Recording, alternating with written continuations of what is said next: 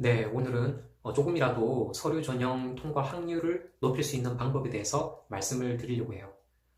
계속 말씀드리지만 저는 대기업에서 채용 업무를 경험해 본 적은 없어요. 예, 중소기업에서 제가 사람을 뽑아본 경험을 토대로 말씀드리는 거니까 버릴 건 버리시고 취할 건 취하시면 될 것 같아요. 첫 번째는 정말 서류 전형에라도 붙고 싶으시면 주소를 속이세요.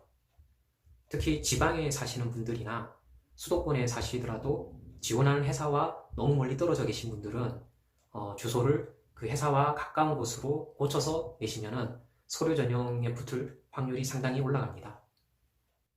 대기업은 상관없는데 중소기업은 지원자의 집 주소를 좀 많이 봐요. 저 자신도 사람은 마음에 드는데 집 주소가 너무 멀어서 서류에서 떨어뜨린 적이 몇 번 있어요. 지방에 계신 분들 같은 경우에는 면접 보러 오라고 말씀드리는 것도 사실 너무 미안해요. 그래서 떨어뜨려요. 그래서 정말 원하신다면 주소를 고쳐서라도 뻥을 쳐서라도 일단 면접을 볼 수 있는 기회를 확보하시고 혹시 합격이 되면 그때 솔직하게 말씀을 하시면 돼요. 두 번째는 인생 증명사진을 미리 만들어 놓으라는 거예요. 너무 뭐 잘생기거나 또 꼭 예쁜 게 뭐 합격에서 굉장히 중요한 요소는 아니에요. 오히려 너무 예쁘거나 너무 섹시해서 떨어지는 경우도 제법 있어요. 다만 인상이 비호감이면 좋지 않아요. 야비하게 생겼다든지 아니면 사기꾼 같은 그런 느낌을 풍긴다든지 그러면 너무 불리해져요. 그런데 그렇게 생긴 걸 어떡하겠어요? 면접에서는 최대한 진솔한 말발로 그것을 극복해내야 돼요. 근데 문제는 증명사진도 야비하게 나왔을 경우예요. 그러면 서류 전형에서 계속 탈락할 확률이 높아요. 그래서 평소에 인생 증명사진을 미리 만들어 놓으셔야 돼요. 왜 못생겼어도 가끔 되게 예뻐 보이고 멋져 보일 때가 있잖아요. 그런 때 바로 사진관으로 가셔서 증명사진 찍으시고 포토샵까지 든든하게 해놓으셔야 돼요. 아무래도 채용 담당자 입장에서는 조건이 같은 두 명의 후보가 있으면 사진 인상이 더 좋은 사람을 선택할 확률이 더 높아요. 세 번째는 짜임새 있는 나만의 자소서를 만들어 놔야 돼요. 본인이 이력서나 자소서에 너무 자신이 없으시면 선배나 친구한테 자소서를 한번 보여달라고 요청해 보세요. 물론 그 자소서로 이미 여러 군데 서류 전형에 합격한 경험이 있어야 되겠죠. 좋은 샘플을 받았으면 그것을 바탕으로 자신의 자소서를 만들어 나가야 돼요. 남의 자소서를 그대로 가져다가 그대로 내고 싶은 유혹이 있을 수 있어요. 근데 그럴 경우에 면접 때 크게 낭패를 당할 수 있어요.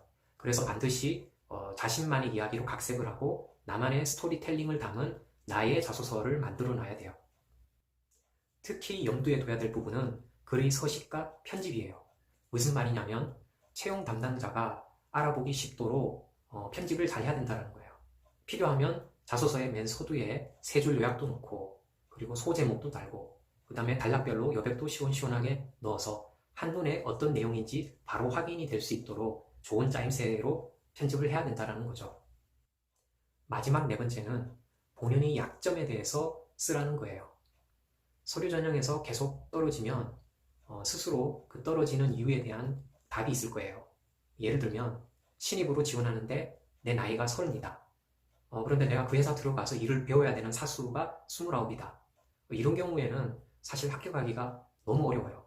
그런데 어떻게든 서류 전형이라도 통과해서 면접이라도 보고 싶다면 자소서에 이 부분을 가지고 정면 승부를 봐야 돼요. 자소서의 첫머리 혹은 마지막 단락에 저는 신입사원으로 지원했지만 나이가 많습니다. 저도 잘 알고 있습니다. 그러나 라고 이어지는 설득 포인트가 담겨야 해요. 늙은 신입, 고졸 지원자, 비전공 지원자 다 마찬가지예요.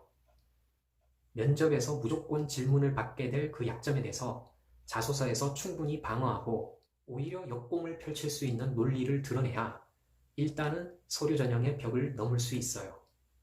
네, 오늘은 서류 전형 통과의 확률을 조금이라도 높일 수 있는 네 가지 방법에 대해서 제가 제 생각을 한번 말씀드려 봤고요. 앞으로는 뭐 좀 구체적인 사례나 아니면 진짜 어떤 정교한 논리 이런 것들에 대해서 구체적으로 풀어나갈 수 있었으면 좋겠습니다. 도움이 됐으면 좋겠습니다.